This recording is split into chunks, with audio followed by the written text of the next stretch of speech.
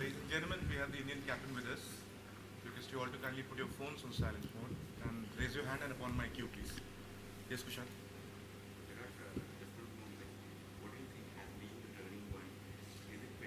Shot or the 13 overs between Hardik and Ravindra Jadeja that cost 104 runs? Like, what, according to you, turned the match? I think Sri Lanka played well. Thank you. That factor is also present. We're playing against a team, we're not playing amongst ourselves. Thank you. Sir. Does a huge outfield like this make a difference? See, again, I personally thought that we had enough on the board halfway, during the break. And then I think our bowlers also bowled decently well. I mean, if batsmen come out and play like that and everyone plays well, then you have to give credit to the opposition as well. We're not invincible, we're playing against other sides who are also champion sides. And I've mentioned this before, it's Champions Trophy. You've got top 8 teams in the world. There's no guarantees that someone can't beat the other. And exactly what I said before the game, it doesn't mean that we necessarily, yes, when you lose games of cricket, you will find negatives, throughout the game. I think batting did really well. We obviously have to consolidate and then explode in the end, and that's the way we always play.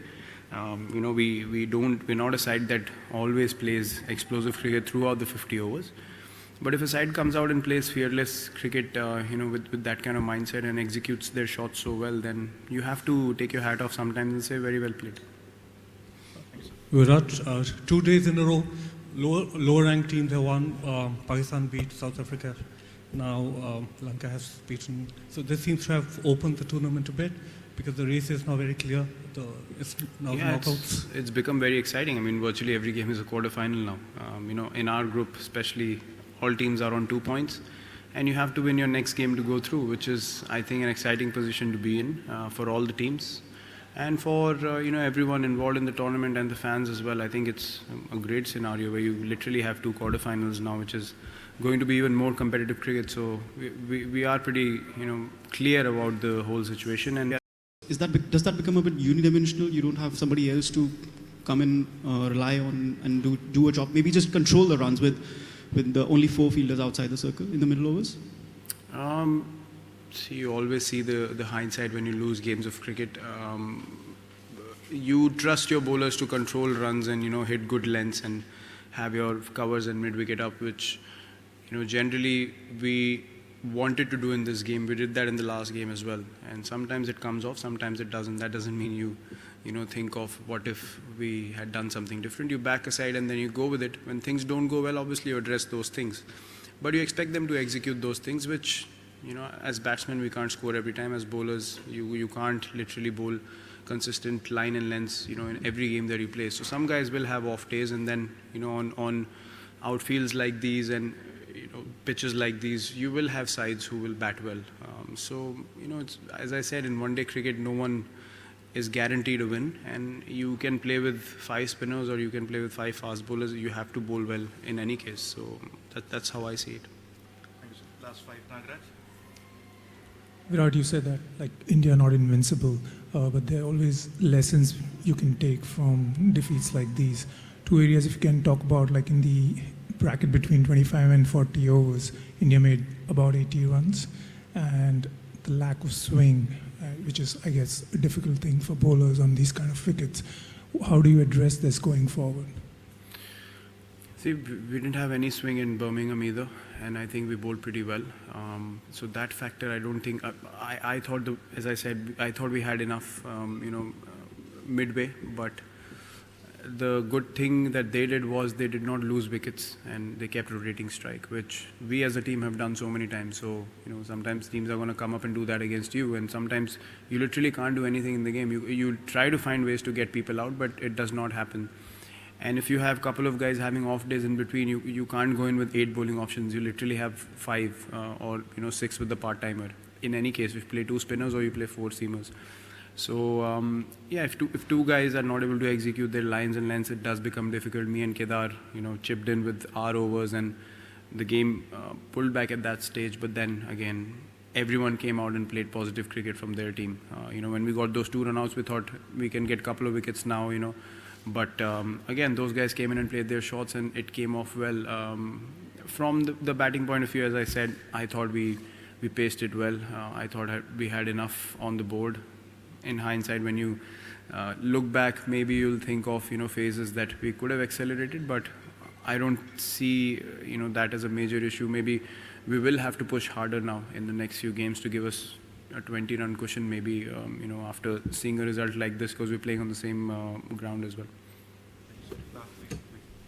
Virat, only just 10-15 minutes into the game, so you need time to collect your thoughts. But will you think that is there a situation that where overhaul needs for the must-win game, or we will go with the tested ones? See, we'll have to sit down and think of how we match up against the opposition that we're playing against. And as I said, all options are open. We had certain things in mind which came off well once, it didn't come off well today.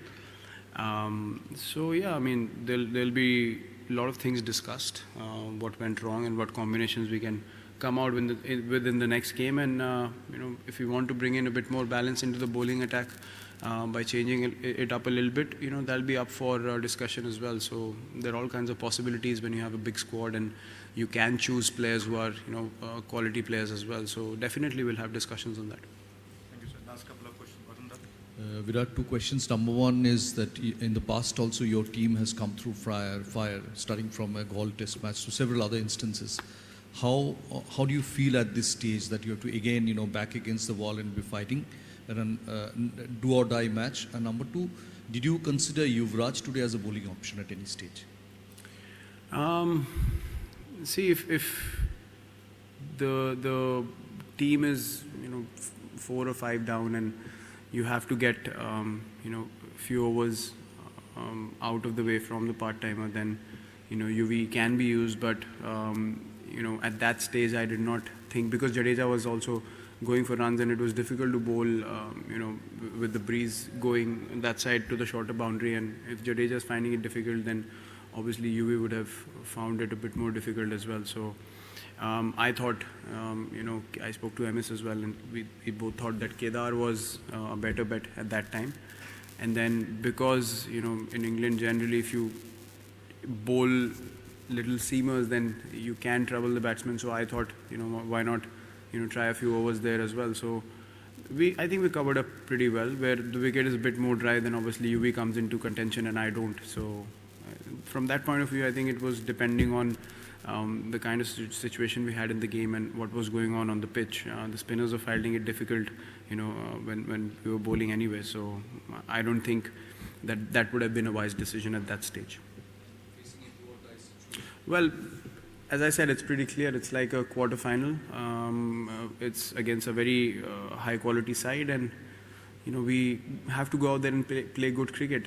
If we had won this game, we still would have gone with the same mindset of winning the third one as well.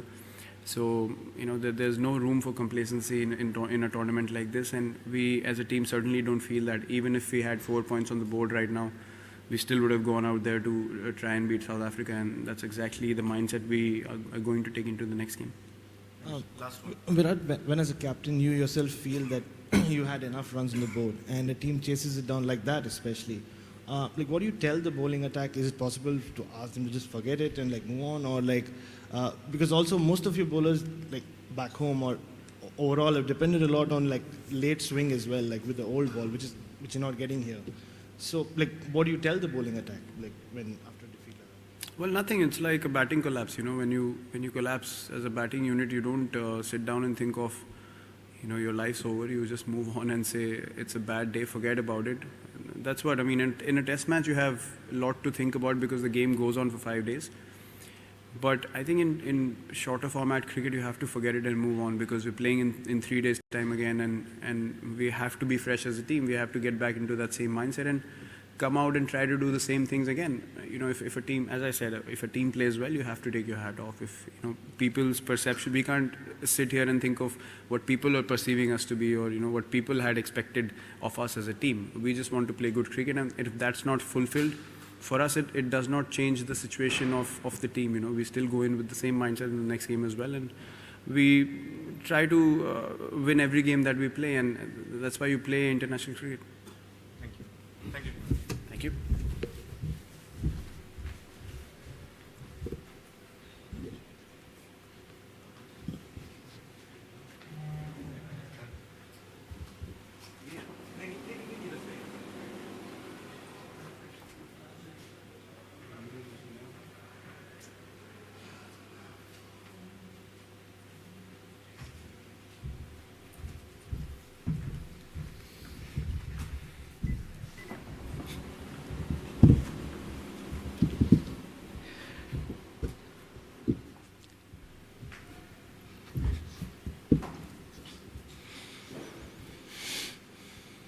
Guys, we'll go English first. Please wait for the mic to ask your question.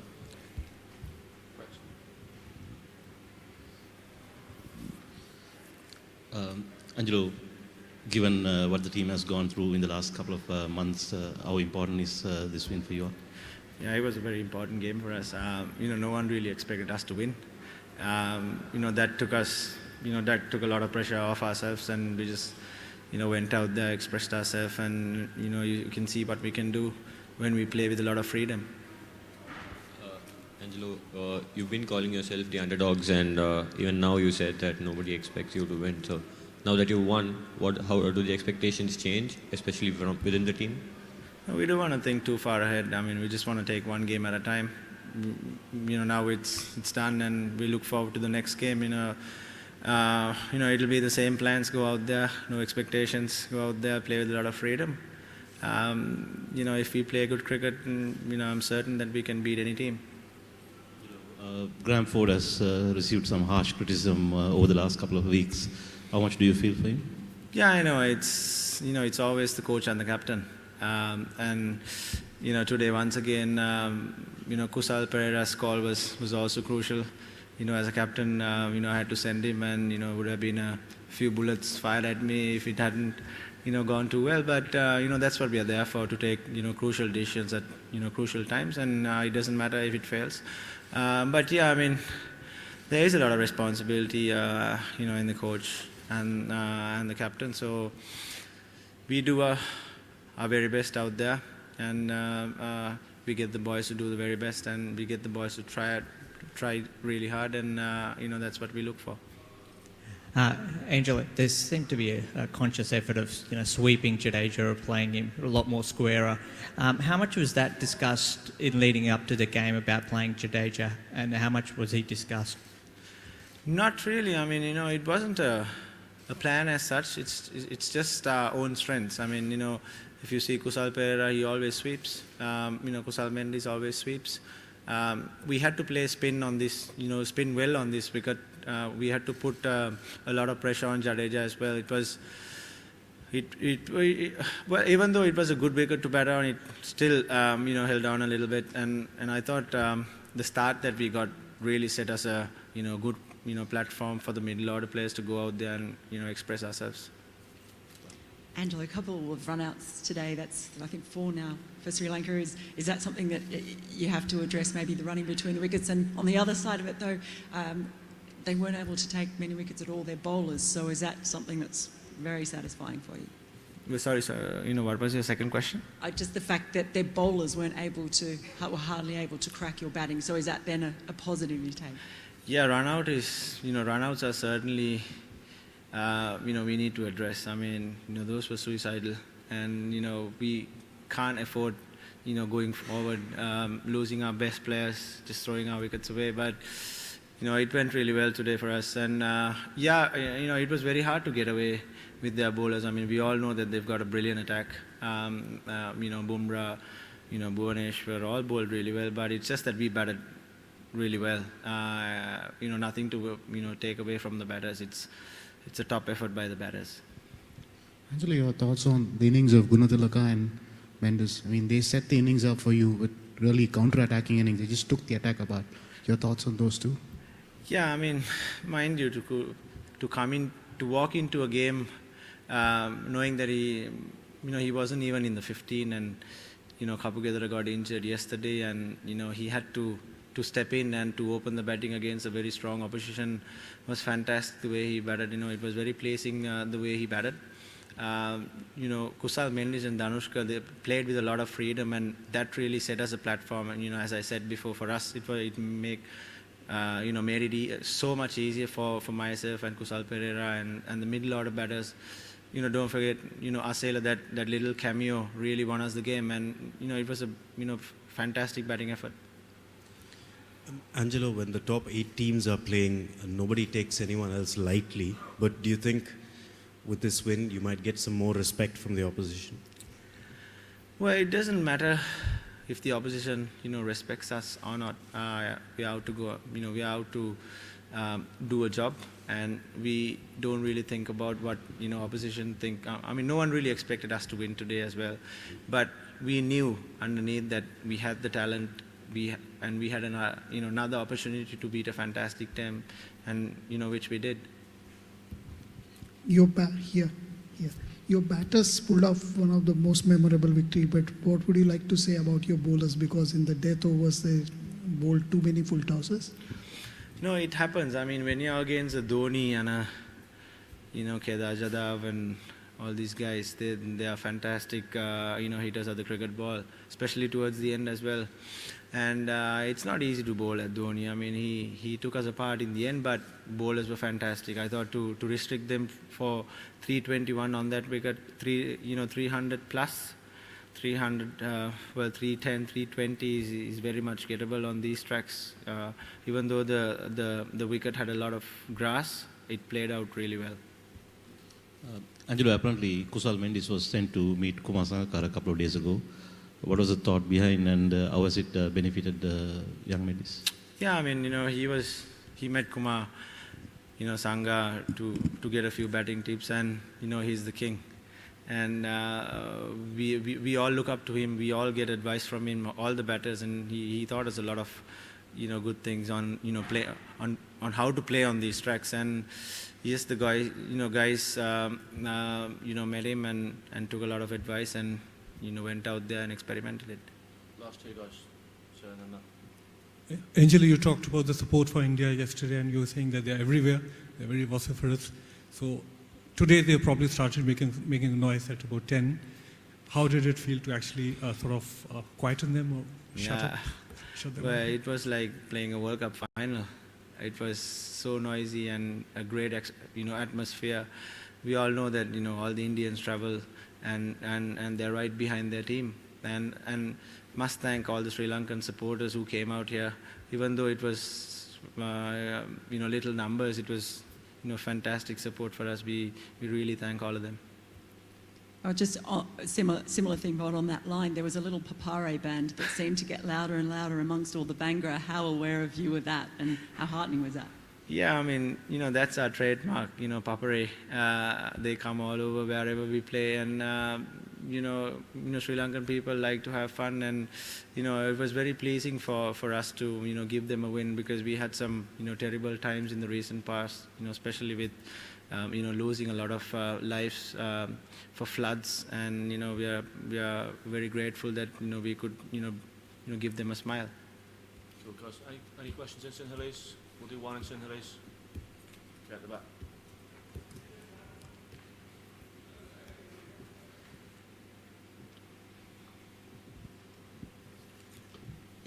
මේ තරගයට එද්දී අපි ශ්‍රී ලංකා අනිවාර්යෙන් දිනන්න ඕන තත්ත්වයක් තිබ්බේ. ඒකෙදි 321ක් chase කරන කලින් මොනවද ඔයා කියලා තිබ්බේ ප්ලේයර්ස්ලට, මොනවද කියලාද ප්ලේයර්ස්ලා පටන් ගත්තේ මේ චේස් එක?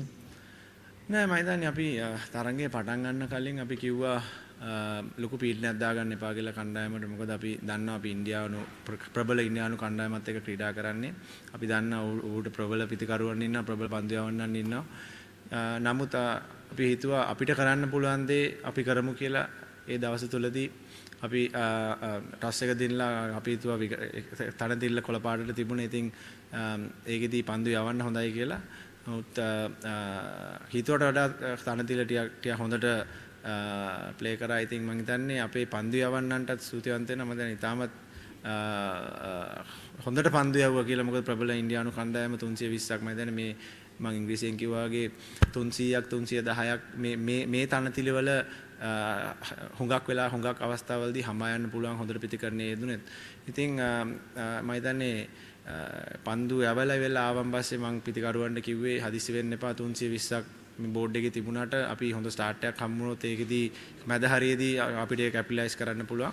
ඉතින් අපි ඒ 30 40ව ගහන්න නැතුව 70ක් 80ක් 100ක් ගහන්න කියලා තමයි ඒ ස්ටාර්ට් එකක් හම්බෙච්ච එකනට ඒ හැමෝටම කිව්වේ. ඉතින් මම හිතන්නේ ධනුෂ්ක ගුණතිලක සහ කුසල් මෙන්ඩිස් ඒ ප්ලැට්ෆෝම් එක ලබා දුන්නා මැද පෙළ පිටිකරුවන්ට.